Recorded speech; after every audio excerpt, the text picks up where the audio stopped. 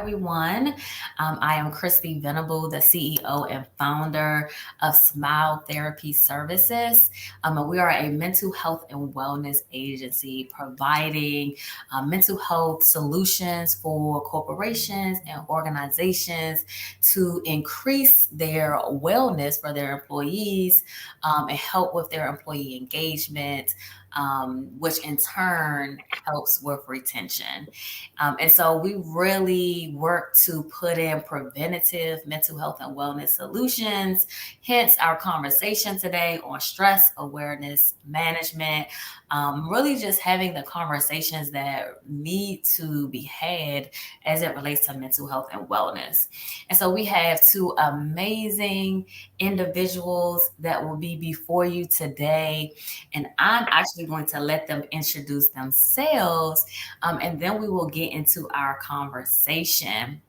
And so we are going to start with Miss Sharita Washington, and then we will have Mr. Chappelle Marshall go after that. Well, hello. Thank you both for having me. Once again, Sharita Washington. If you read it and aren't sure how to pronounce it, it's by Cher Margarita. Shake it together. So as was introduced from Christy, I work at Amazon. I carry multiple hats, or as I say, multiple wigs. Your girl doesn't look good in hats. I am our senior DEI business partner. I support 3 of our global organizations. What I get to do in that title is I get to inspect and support what the demographic breakdown is in those organizations, what the equity and development looks like, because how we develop is how we promote. It's also how we coach up or coach out, right? So we want to make sure that the parity between all of those who are underrepresented are getting the same support and efforts as those who may be overly represented in the company. I also get to help create programs. I help to lead wellness conversations. Shout out to Keisha Martinez, who put me on that.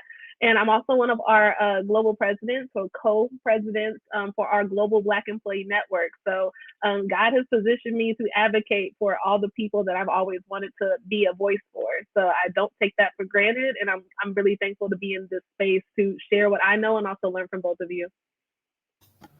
Thank you so much. Wow, I got to follow her. Right. Good afternoon, everyone. My name is Chappelle Marshall, Program Manager for the school-based program for Smile Therapy. Excited to be here with you all today. I, too, also wear many hats at Smile.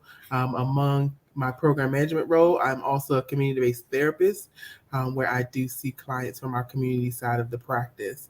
So I am also here excited to share my expertise and also just in this conversation around stress and anxiety. Thank you for having me.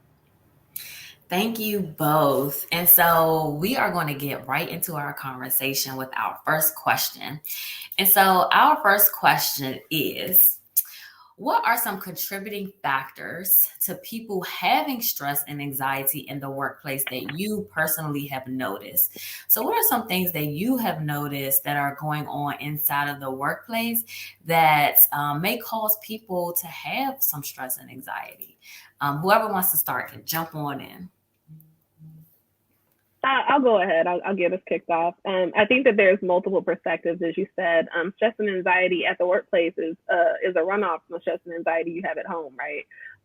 I know I came up in the generation of, you leave that at the door. And to be honest with you, that's not possible.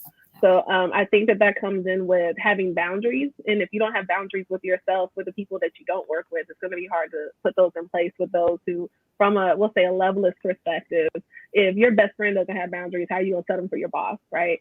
So I think that there's opportunities to have better communication, realistic expectations. I think sometimes at work, a lot of things that stress us out are things that we never clearly communicated in the first place, and things that we were never fully either delivering expectations on or following up on that expectation. So I know my therapist tells me people can't miss an expectation you didn't set. So I know with the stress and anxiety that can come in the workplace, if you don't have those things set in place for yourself and for you, you can't provide it to other people, and you can't expect people who can't read minds to do it for you. So I think a lot of it starts there. I love that. You know, we talk about just at Smile with different workshops that we have about setting boundaries. What does that look like, right? And how it's so important to set boundaries, especially now because a lot of us are working from home. And so, what does that actually look like? For us setting boundaries. I love what you said, you know, that if you didn't say that expectation, like how do people even know that that is an expectation or a boundary for you? So you definitely have to make sure that you communicate. Love that. Chappelle, you want to jump in? Yeah, I do. And I completely agree with a lot of what she stated. Also, I do think that, just in the climate and culture of things that we are, endeavoring in now, I feel like the increased productivity and demand on productivity in the workspace, and also morale. Morale is a Debbie Downer almost. Like it can really bring on a lot of stress and anxiety because you don't have, if there's no culture of open door policy, or a culture of, you can come in and we can have this conversation and you not feel shamed because you're dealing with stress and anxiety. I think that is, like some of the top things that I've even seen and heard from doing therapy with some of my clients that are in these Fortune 500 companies. Like they're just stressed out because they have this increased expectation that's kind of hard to meet. And, they don't want to have the conversation because then they feel like there goes that job instability, right? They feel like they will potentially lose their job. And so, yeah, I think that we have to do a better job with just opening up and allowing people to share, even in that space, and the stress that they bring from home, because we do not know what they're dealing with in their homes. And sometimes we don't allow that opportunity just to unload it. It's a lot going on. Let's be honest. And so, just having spaces for people to be able to share in an open forum and just get that stuff out of them. Yeah. And I would say, just to piggyback off of what we have seen from our clients that actually come to therapy because they're so stressed out at work, which is actually the reason why we chose to focus on organizations and corporations, because what we were seeing is a lot of, and I would say more women, honestly, than men, but a lot of people struggling with a manager who maybe is micromanaging, right? People don't understand how that brings on so much anxiety for people. If you are not allowing people space to actually be able to do the job, that you have called them to do, and are always kind of down their throats with different things, and and they don't have that space or that trust, or that safety, right? That psychological safety to even come to you to share how they are feeling. And then which can lead to that overwhelmingness, but then also that burnout, because expectations are higher. We have seen, especially throughout the pandemic, everyone was just working, I feel like 10 times harder, because we're all trying to survive this pandemic. And so we worked more, we slept less, and that takes a toll on our body. And then not having those, really looking at those boundaries for ourselves, as you mentioned, Sharita, that all played a part in our wellness overall, but it definitely heightened the stress and anxiety in the workplace. So definitely agree with you both on that. And Christy, I wanted to hype up one more thing. And Chappelle, you brought it up, and I had to take a note because it was good. When we talked about the increased productivity and like sometimes that lack of morale, I'd be remiss if I say I'm a DEI practitioner and I don't bring DEI into the conversation, right? We're also in a day and age where everyone is looking to increase diversity in their organizations. And it can be dangerous if you're a company that's like, I want everyone to bring their 100% selves to work. I think it's positively intended, right? But what if your 100% self is racist? What if your 100% self is something that your organization doesn't know how to support? Yeah. So when we talk about the increased expectations, I'm real heavy on the equity. I love the other two levels. I'm here for diversity. I'm here for inclusion. But if you already don't have the equity in place, you're disproportionately burning people out, because you talked about everyone in the pandemic is working 10 times as hard. I can only speak for me and my family, what my parents told me, but I had to work 3 times as harder, right? 2 times because I'm Black, 1 more time because I'm a woman. Yes. So if everyone's working 10 times as hard and I'm already 3, then I'm 30 times likely to be more burned out than somebody who may not hit those boxes, right? So I think about it from the perspective also of, we talk about the increased performance. We want to increase our workspace. We want to have the equity conversation. And then you hit the nail on the head with psychological safety.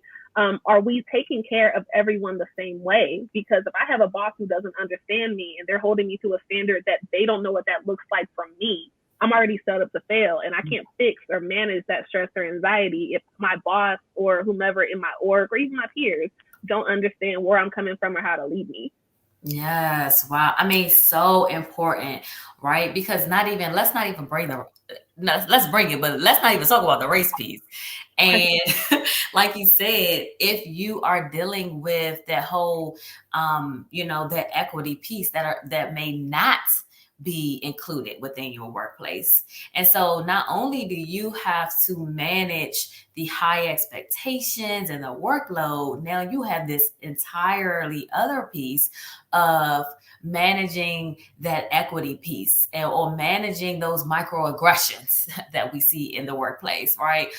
Or managing the bias that we see in the workplace, or now I feel like some people are just overtly racist at this point, right? Because they're being bold with the racistness. And so that's just in the workplace. That doesn't take into account what we're dealing with in the country as different cultures, and how that also affects us in the workplace. And so I think it's imperative for organizations to even realize that if you are of a certain culture or ethnicity or background, you may be dealing with things outside of the workplace that still, affects you within the workplace. And they should be looking to make sure that they are putting things in place to assist you with coping and managing with that, because that definitely increases our stress and anxiety as well. And Krista, we're probably getting ahead of the game a little bit, but I do also want to add, that's where that communication piece comes in, because a lot of managers, mostly manage very passive, and it can bring a lot of stress onto the employee, right? Because then they don't even understand or know how to go in and have that conversation, because how the responses that they've seen in the past. And so now they have these distortions and things are happening. They have these thoughts about, how this conversation would go. And then they don't have the conversation. And now it's a trickle down. And so now their productivity is low. They're not meeting quotas. They're not doing these things, but it's from the lack of, or not just the lack of, but not understanding how to have the necessary conversations. Yeah. How to have those crucial conversations and critical conversations with each other. Yeah. Super important. Super important. Okay, we're going to go. That's going to take us right into our next question. And so we have and I wouldn't even say we're out of it, even though we are trying to bring back all this sense of normalcy. But we are literally just finishing up this pandemic. And so from your point of view, how has the pandemic exacerbated stress in the workplace? We know it's been a lot, but from your point, what are some things that you can say that, the pandemic really pinpointed these certain things and heightened that level of stress in the workplace? I think number one is job instability. Like after, the start of the pandemic, you just didn't know what to expect. The conversations of, whether there'll be a job for me when things open back up, or as time progresses, will the company fold, or just all of those types of things, come into kind of question when I think about it. And then I also think about the lack of boundaries. Like, if I'm working from home, I'm still getting emails at 6 and 7 o'clock. Am I expected to respond? What happened to my lunch break? You know what I mean? Like there's no no real focus even on self-care because I'm working from home, and it just, there's no time for me to be able to like decompress and relax, like that separation that we talked about.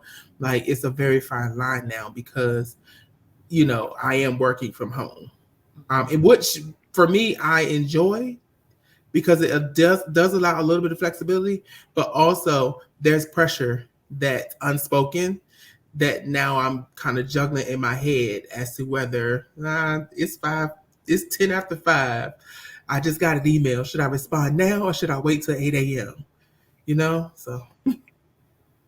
I 100% agree, and I'm glad you jumped into boundaries. That's my name of the game at this point, and I can't even preach it to nobody because I'm still working on it for myself.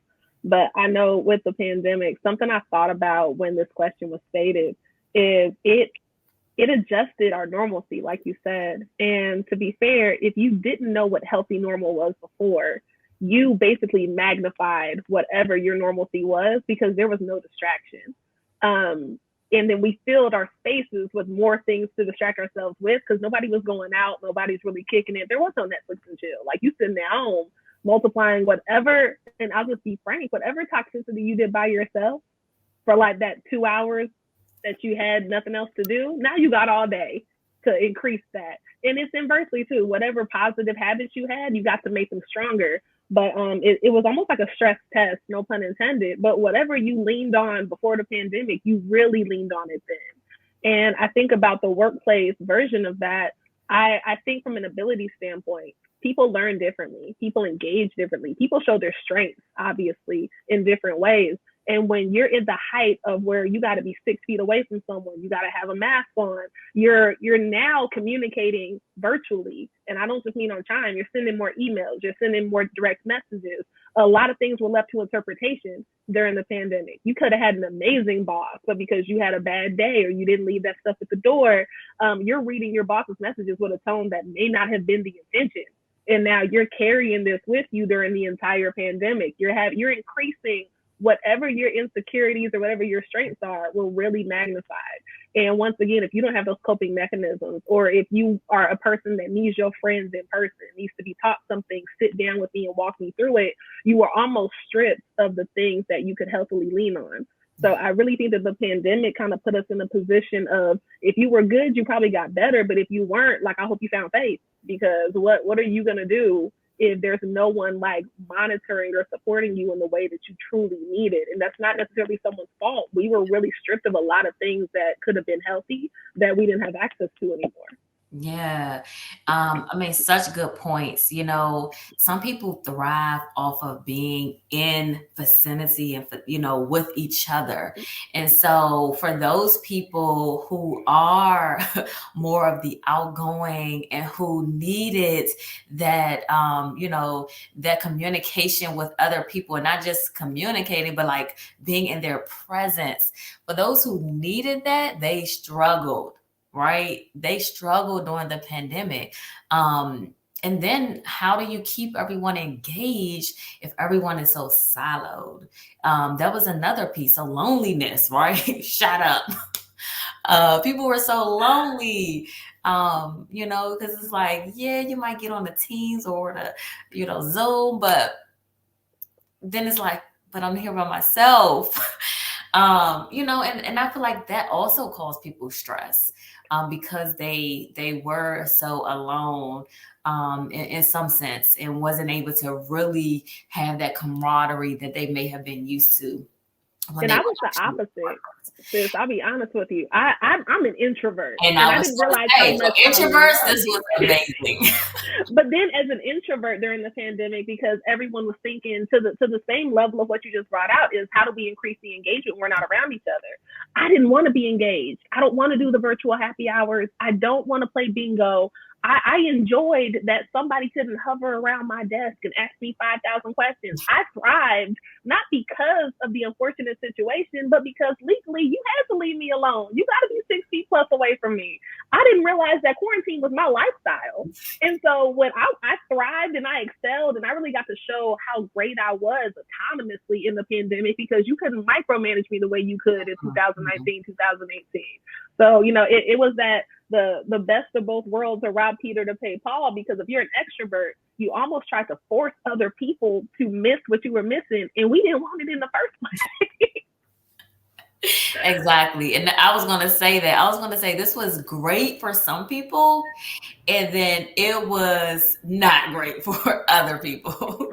Chappelle, were you going to add No, something? I was going to jump in there too and just say, it was definitely an unfortunate situation. The pandemic was definitely unfortunate, but for me, I kind of welcomed it as well, because it gave me an opportunity to kind of slow down a little bit. Because I don't know if y'all know anything about Smile, but we be working over here at Smile, understand? And not just that, but I was also coming out of a master's program. And so it gave me an opportunity to kind of get my bearings as to what's next for me, related to career and things of that nature. So I was a little shaken up only because I love being around my people. But then also I was okay because I was also able to be at home, and just really kind of ease back into the 40-hour work weeks and things like that, and not feel so overwhelmed, because I was just finishing up my program. So it was, it was okay for me. It was. Yeah, I would say it was a mix. I feel like I'm a extrovert introvert, so it was definitely a mix. Because sometimes I'm like, I'm going crazy in this house, and then, but then other times like, oh, this is nice. I can just chill by myself. I'm just by myself. I'm chilling out. No problems. No one's bothering me. So it is definitely a mix. But I think another thing to think about is so many people lost so many family members. And I think that also contributed to a lot of the stress, and anxiety in the workplace, because it was so much anxiety just around COVID in general, and around like, am I going to catch it? If I catch it, am I going to pass away?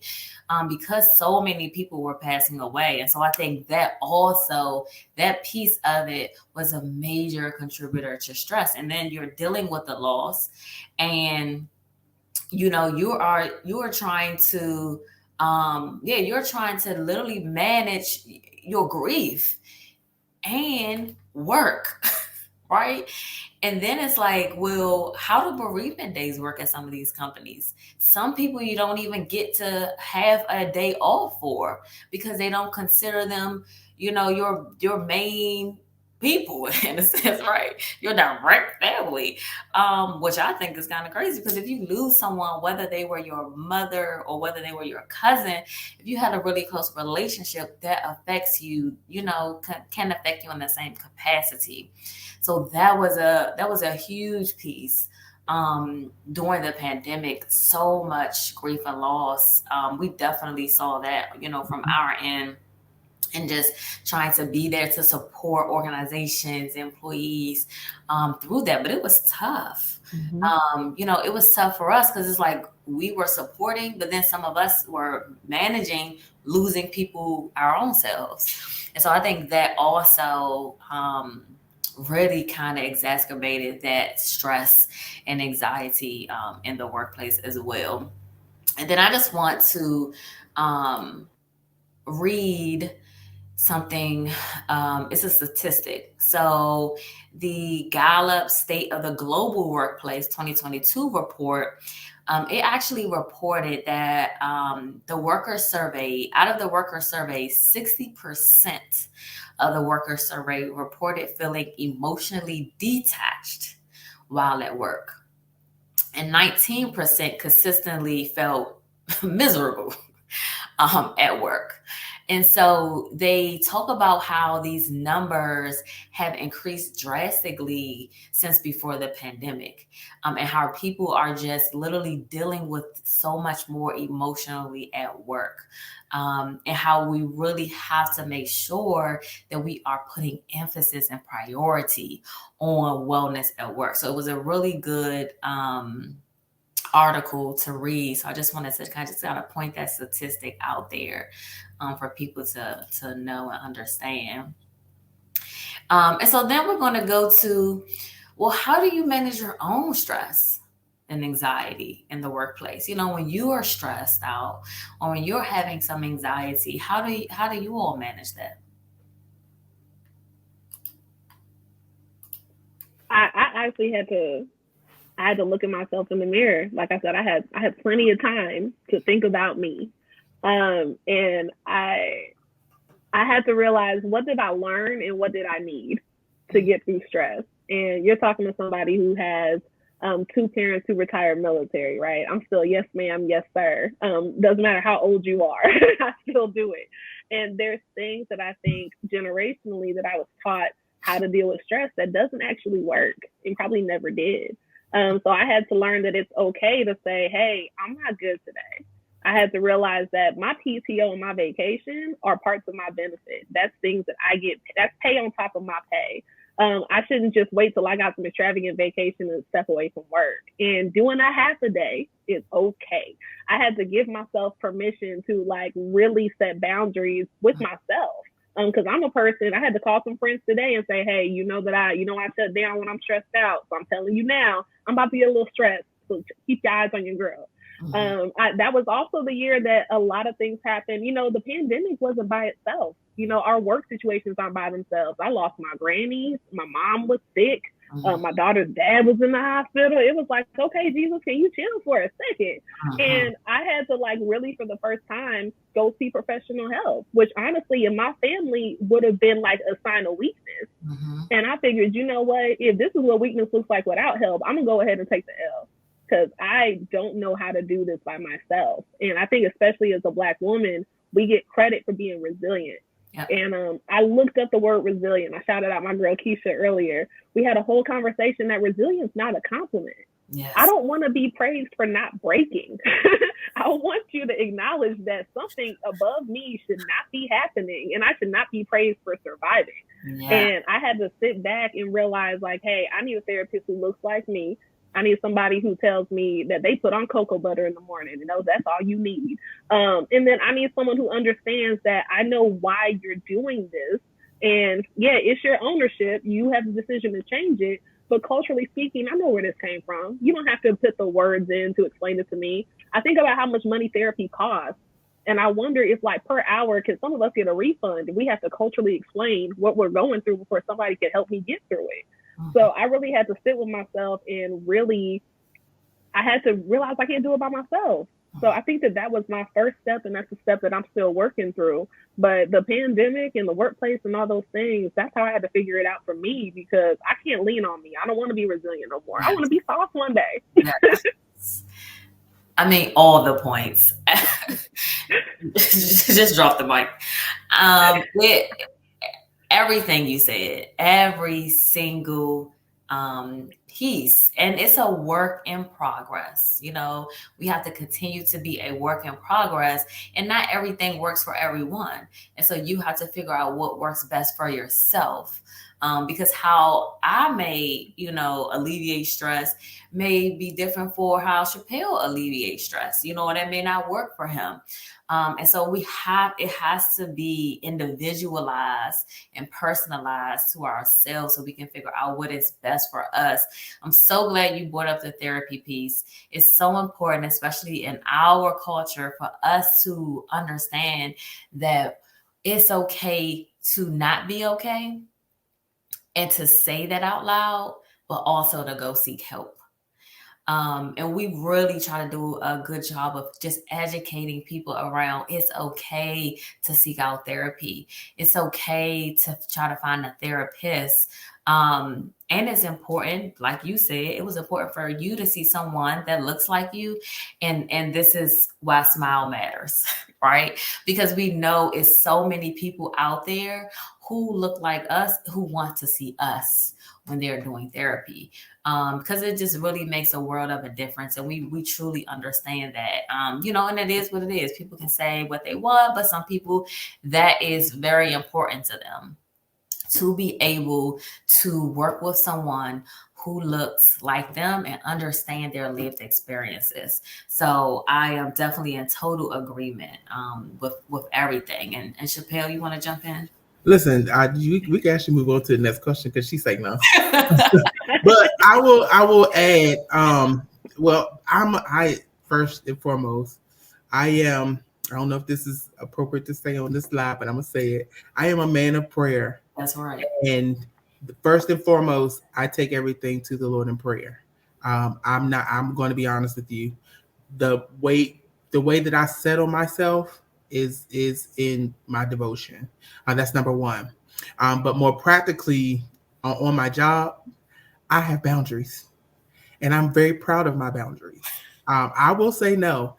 What I've learned is that why would I say yes to something that I really don't want to do? Why would I? I mean, I don't get it. There was a time in my life where I would just say yes, yes, yes, yes.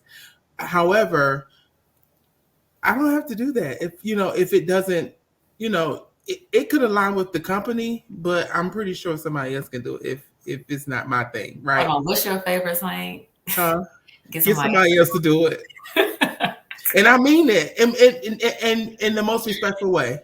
But Christy knows that I'm a team player. So I jump in where I need to jump in. But at the end of the day, my self-care is more important. I shared this with a group of people not too long ago.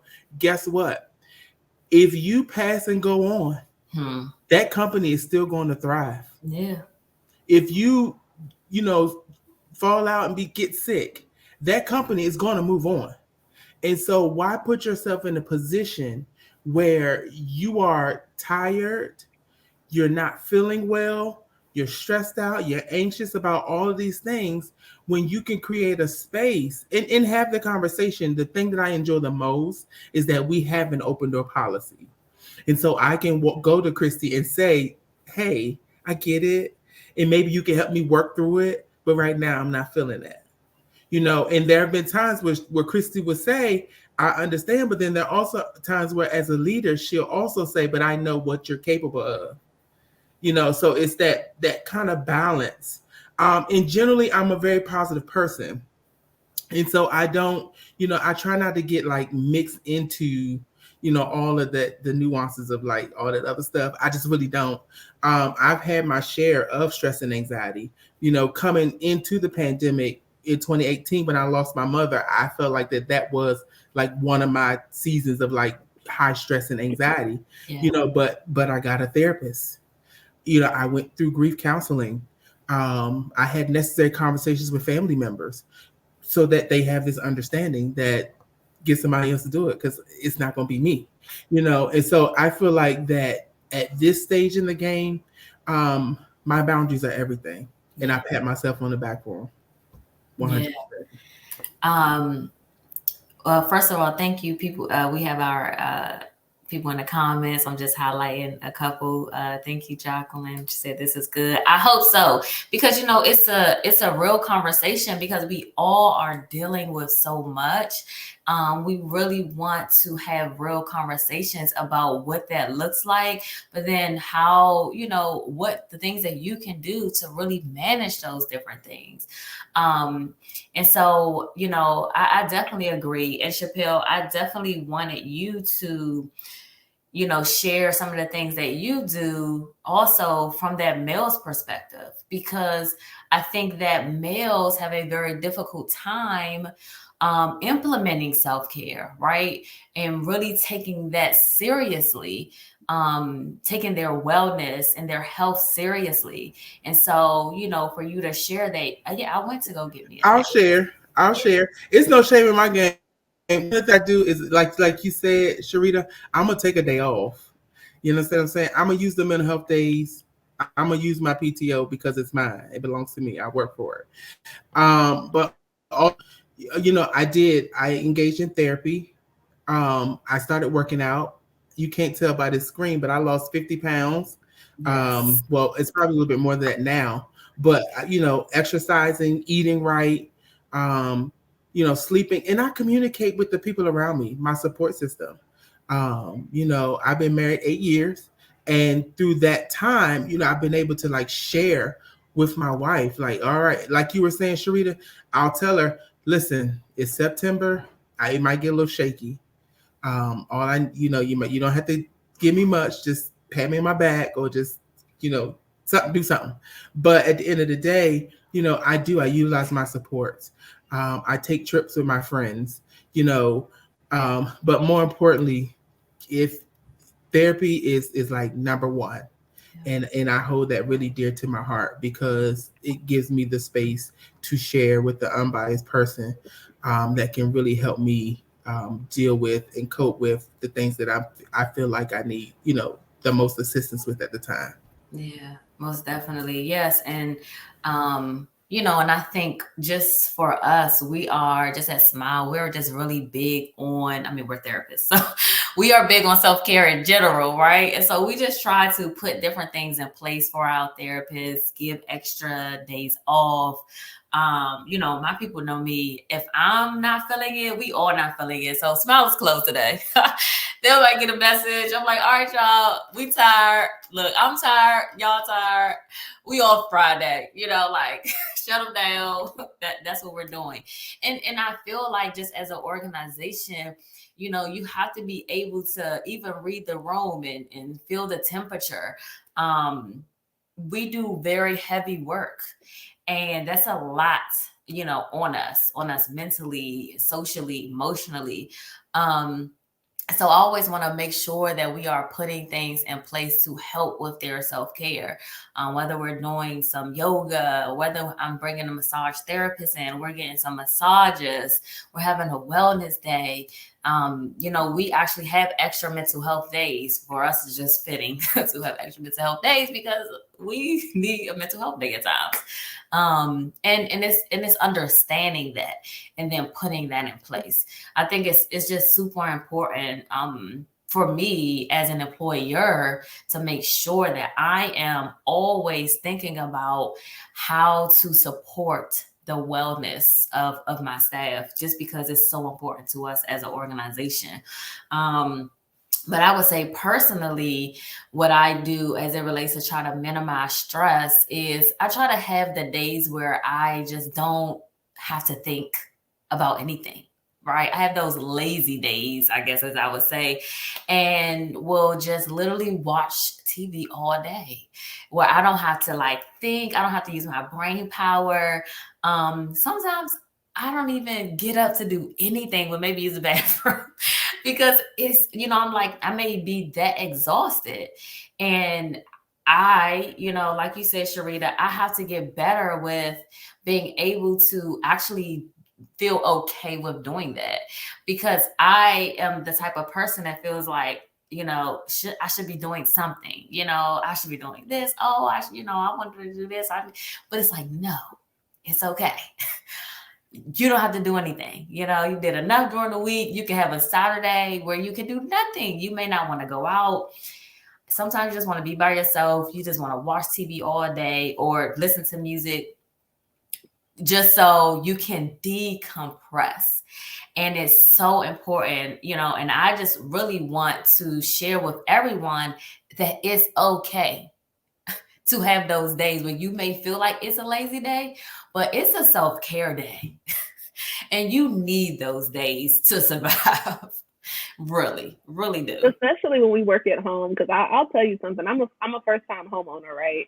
And I was excited when I got my home and then I got a virtual job. I said, okay, come through, Jesus. Yeah. And then I realized there's parts of my home I never go into. Never. And I said, I did not get this house to be trapped in one room all the time. Like, I should do more than kitchen, office, bedroom, bathroom. Like, this is not a 4-room house. Like, I should be enjoying this.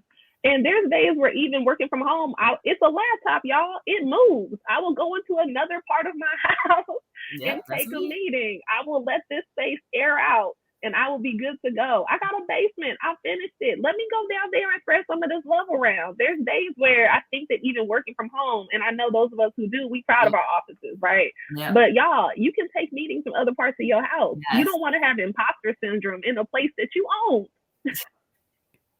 It's so important. And that's definitely something I do, because sometimes it's like, I got to get out this office.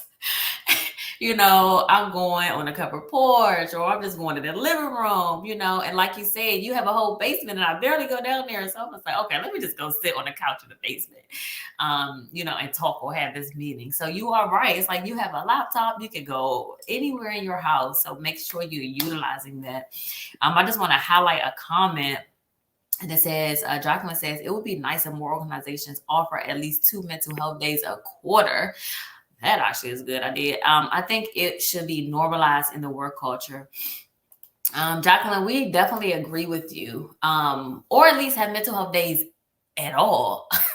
So there are some companies that don't have identified mental health days, right? You just have PTO and you just have to use your regular PTO time to have that. We do have mental health days. I have heard of some other organizations who may have mental health days, but you should have that. And that should be set aside from someone's PTO. It's a day where, you know what, I woke up not feeling it. I gotta take a mental health day, or I finish this day. I'm not feeling tomorrow. I'm so stressed. I need to take my mental health day tomorrow.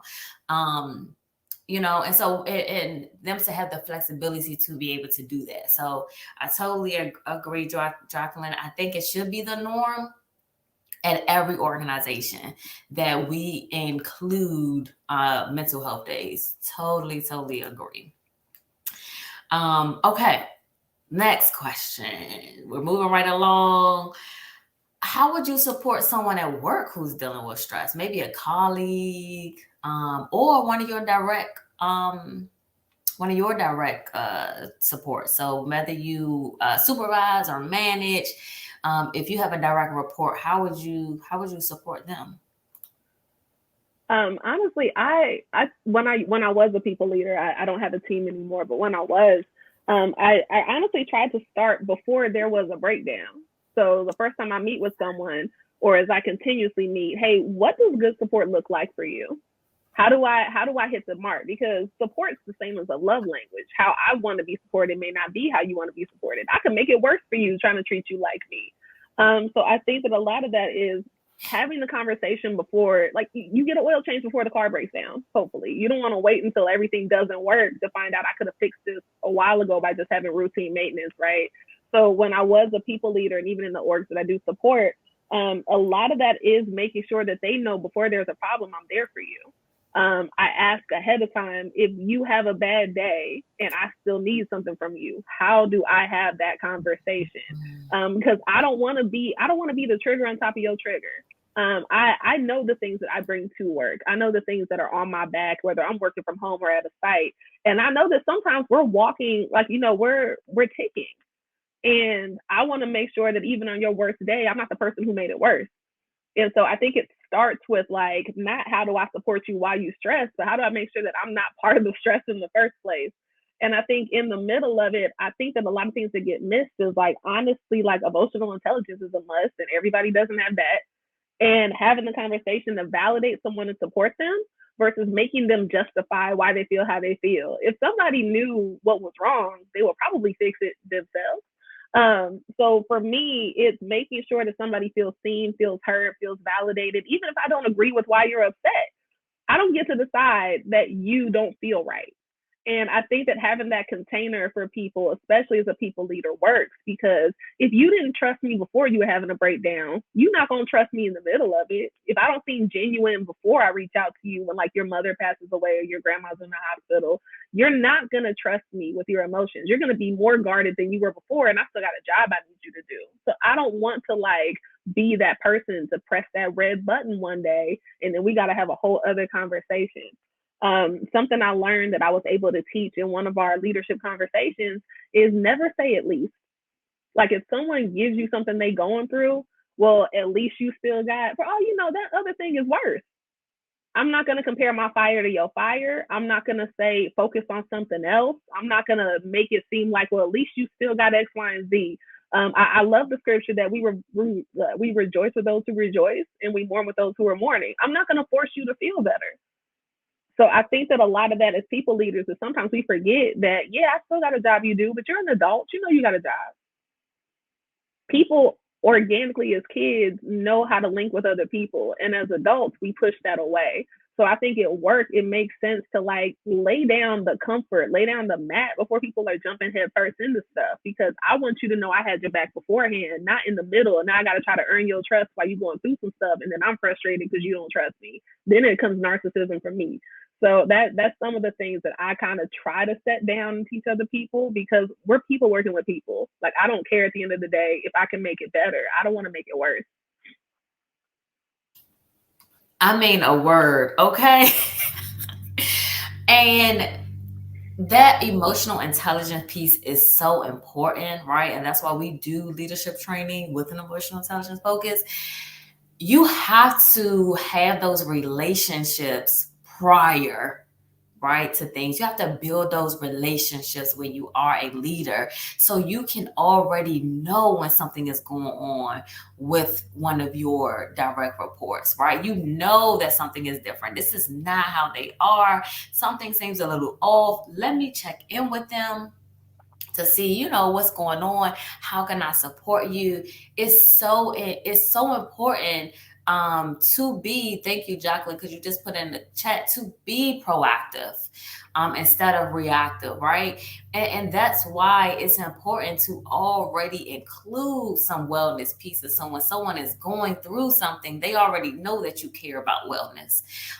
So good. I think all of those were just top notch. Every piece. If it was, I hope it's some leaders on this live and you are taking notes, because everything she said, you know, really hit it on the nose. You have to be that way as a leader. Chappelle, you want to jump in? Yeah, Sharita, we need you. Like, we need you because you definitely dropping the knowledge today. And much like what you're saying, I think it does begin with relationship. And I feel like that, you know, because of who I am, they do come in and talk to me, right? Because I'm one of the layers of support before they, before the next layer. And so it's built on relationship. I don't wait until special occasions to praise or, send out shout outs or throw things in teams to say, hey, I'm looking at utilization this week. You guys are doing an amazing job. Or just those different things to make them feel like, somebody is looking and acknowledging the things that I'm doing. Like my efforts aren't in vain, because the work is extremely hard, especially in the school-based program, because, it's just the ongoing thing every day. And then when they do come in to talk to me, my first thing isn't to try and solve their problem. Maybe they didn't come to me for me to solve their problem. Maybe they came to just talk about it, right? And so when they've unloaded, then I'll say, all right, would you like any tips from me, or how can I help? How can I further assist you with what you brought to me? It's we can't always think we have to solve the problem or have the solution. Like you said, they're adults. And in most cases, once they've talked it out, they have their answer. And so I'm just that safe space. And it's not that, because you came and told me, I'm going to go tell the clinical director. No, is it a conversation that we need to have together? Would you like to, have a meeting together? Or how would you like me to share this? I'm here in support of you. You know what I mean? So we're on the same team. We're not divided. And a lot of times in companies, you have your senior leadership, then you have your other tier, then your other tier. And then there's like these groups. And it seems very cliquish. And it seems like those lower supports can't really reach the other people because they don't feel like they're being seen or heard.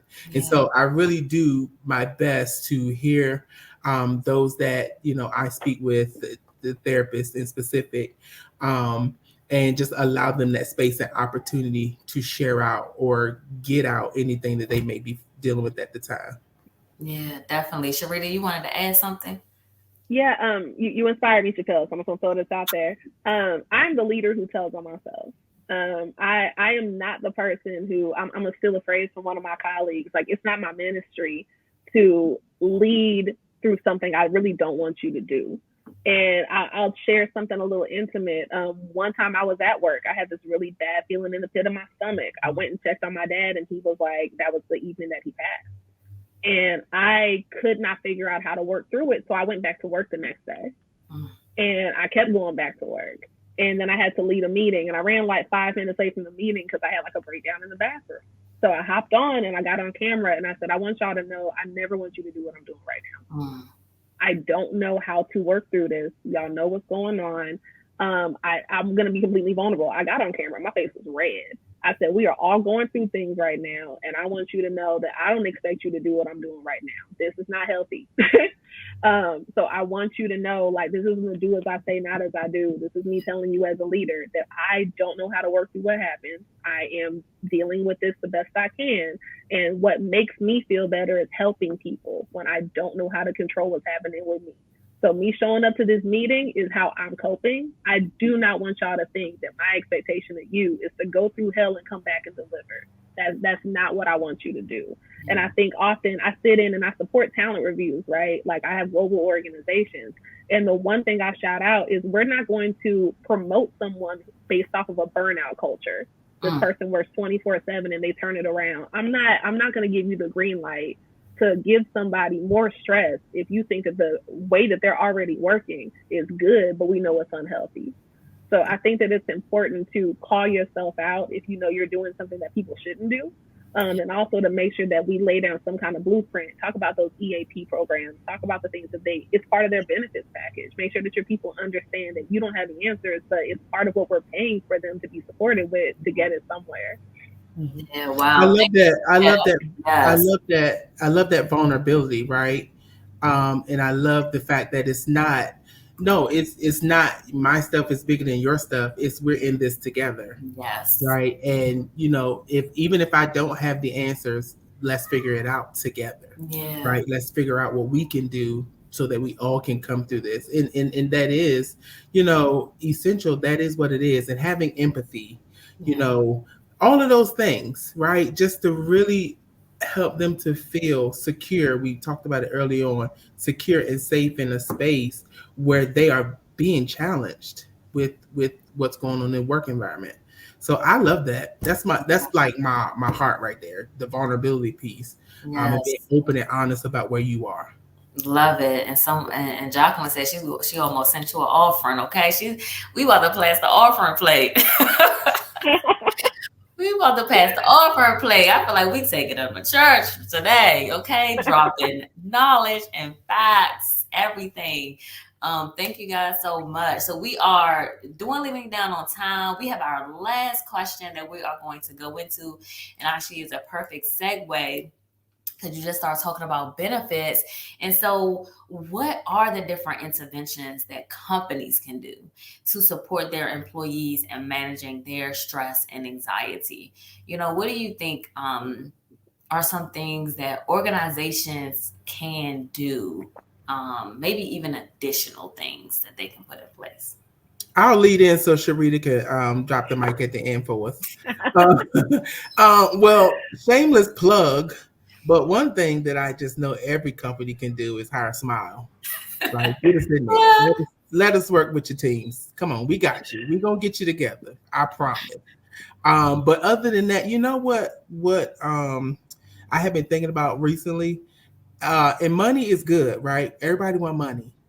But I feel like we're moving from a culture of like, give me money to give me time.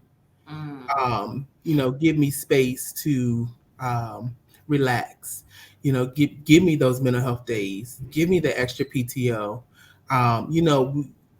At Smile, like Christy was saying, she gives us amazing things. I'm not even gonna lie. I just had a massage like last week before last. So I'm grateful for it. So it's just things that really is meaning the most. And so honestly, it would be polling your people. Yeah. Where are you now? What do you need from us? How more can we support you? Do you feel support in this area? What can we offer you? Things like that, having those questions and those conversations. But I do feel like right now it's more or less like time. I need time. Give me time. Like that. I was trying to look up a quote because I feel confident that who I think said it, but I might be wrong. And I already got an offering on the way, so I don't want to mess that up. But we all know the phrase that when someone shows you who they are, believe them, right? I think when people tell you they're hurting, believe them. So I can't answer what should we do, but if I can offer what we should not do, as somebody who is a global co-president for an employee resource group, right? Do not go to the community that's hurting asking how to fix the problem for the community that's hurting. Do not go to your Black people asking, how do we respond to the latest shooting? Do not go to your women's group and ask, what should we do about the women's rights situation? Do not put that burden on top of the people who are living the experience that needs to be fixed. Google is your friend. I am not. Try Jesus, don't try me. Whoa, like there's things that we're in 2023. If you can download the Bible, you can download an answer. And I feel like we got to stop going to the people who are hurting, asking for the solve when your eyes were just as much as me. So I do feel like we can leverage. They can be your voice of the customer. They can be your pulse of the business. Hey, Black Employee Network, I use mine because we do offer that support. Hey, what is this? Is this verbiage okay? It's okay to do the work and ask if it's appropriate. Yes. But what you're not going to do is come to me and ask me to write it. If I died, why you want me to write my eulogy, right? So I think that it's important that not only do you listen to your people, don't challenge their lived experience. Don't tell them that what they're going through is in their head. Don't tell them that, well, if you did better, this will be X, Y, and Z. Everything that we're dealing with is systemic. And the people who are part of the output should not be involved in the input. So I just want to kind of make that very clear as we wrap up, that what you're not going to do is put that burden on people who are trying to live through it as well. And the mic drops. I mean, just everything, all of those things, right, is definitely so important for organizations and corporations to understand. And it's really sad, like you said, that it is 2023 and we still have organizations and corporations not understanding this piece. And it's just mind-blowing that, you know, some of the things that are happening are still happening to this day. But it also just lets us know how much work still needs to be done. You know, still needs to be done. And so, of course, for us, we always really shout to the mountains about preventative work, preventative care, preventative wellness. We have to stop, and someone put this in the chat earlier, we have to stop being reactive. We have to stop being reactive to things and be proactive, right? You know that we have a race issue in the United States. You know, people may try to make it seem like whatever it is, it's a issue. And it's not just an issue that just came up. It is a systemic issue. So why not make sure that you already have things in place for your Black people? Why are we not putting in preventative wellness support for our Black employees when we know how much they have to deal with outside of the workplace and inside of the workplace, right? I just, you know, it's just like, don't understand. Why aren't there more people making sure that that's a part of, you know, what we say your benefits package? And as a corporation, we are infusing mental health and wellness inside of the culture, not just saying, here's an EAP, go call him, right? We're already too stressed to go through and navigate that system. I loved everything that was said. Oh my gosh, I'm just every single piece. I love it. Try Jesus, don't try me. Okay, that is just a word for the day. Please let us know. We are at 2:00. Please let us know if you have a quick question for us that we can answer really quickly, because I know we try to stay at our hour time for everyone. But if you have a quick question, we will definitely try to answer it before we go off. But I will have both Chappelle and Sharita just wrap us up. Definitely wrap us up. And then I will finish us off. Any last minute just comments to support all who is out there listening? I just think that this is an extremely important conversation. And I'm so happy that we were able to have it today.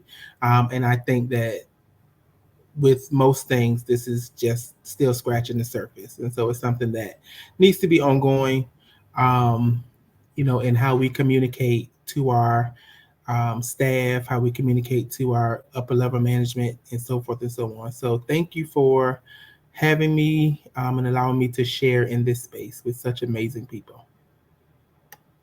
I echo that very sentiment. Chappelle, you stuck with me. If we're not connected on LinkedIn, by the end of the day, I'm gonna take it personal. I just want to say we talked a lot about making sure what we do in the workplace, and I wanted to take a moment and acknowledge that there's a lot going on. People don't have a workplace right now, right?